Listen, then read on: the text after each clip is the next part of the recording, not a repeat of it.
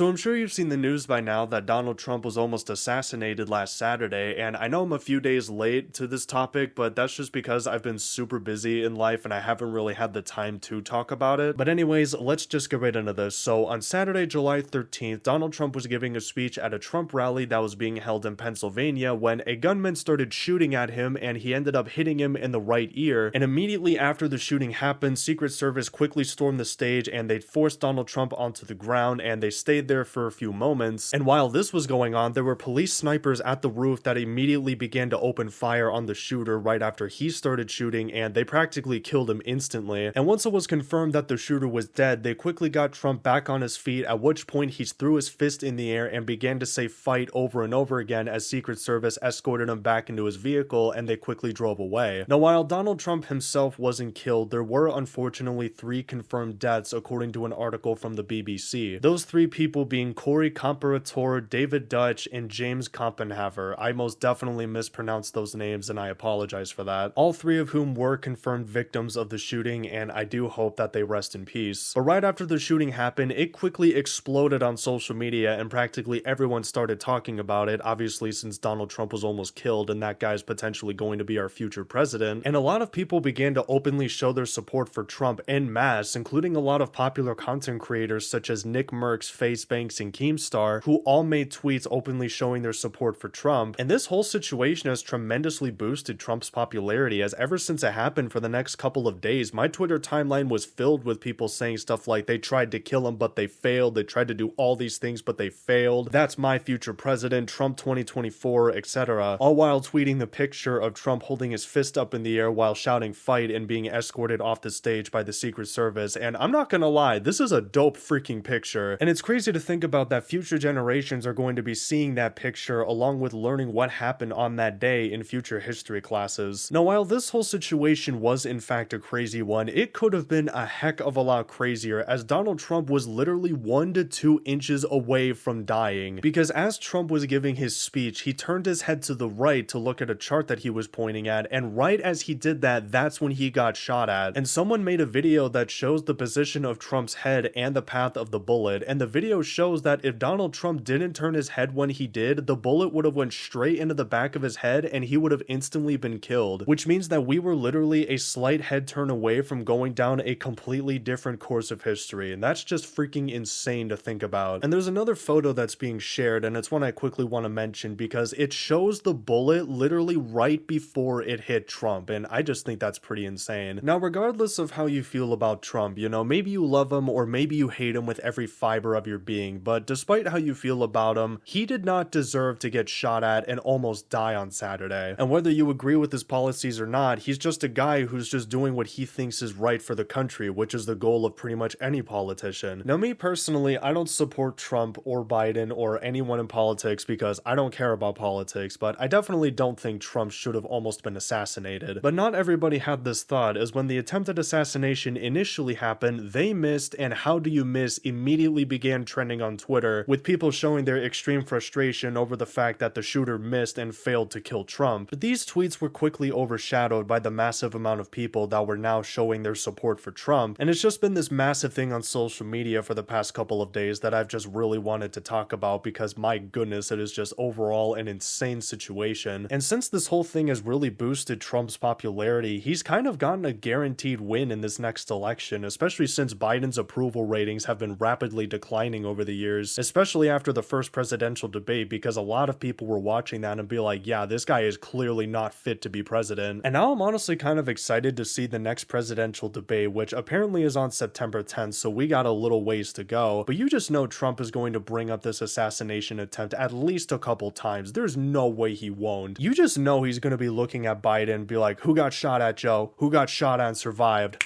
Me. But anyways, that's going to do it for the video. Thank you for watching, and yeah, peace.